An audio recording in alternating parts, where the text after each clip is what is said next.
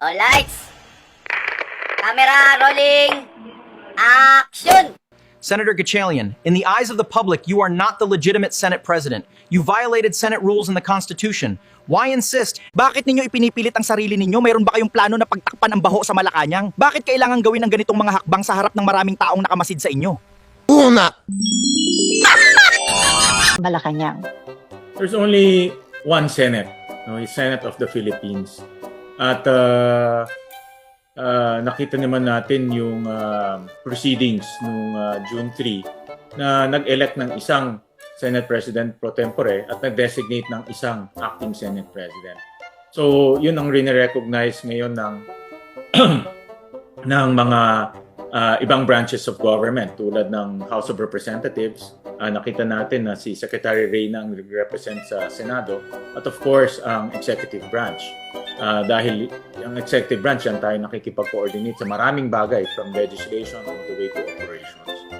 And throughout the weeks, no, maraming lumalabas na mga pahayag ang iba't ibang legal experts and legal luminaries, ang Integrated Bar of the Philippines, Association ng Law Deans, nag-issue din sila ng kanilang statements at marami pang mga ibang luminaries.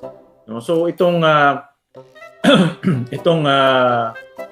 proceedings nung June 3 ay legal and valid.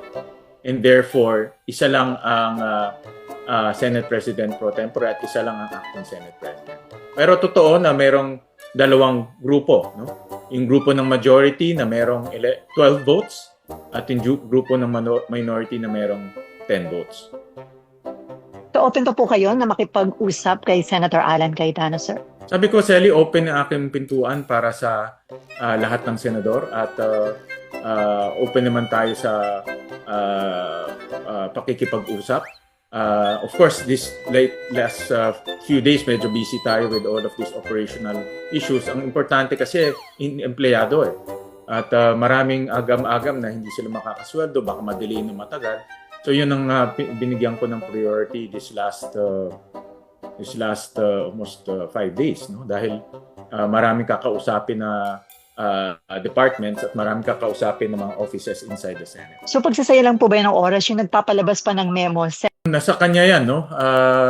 It's up to him kung gusto niya maglabas pa o hindi. Akin ang pinaka-importante lang tuloy ang operations. Walang madidelay na advance nga ang pagbibigay natin. Even promotions advance rin.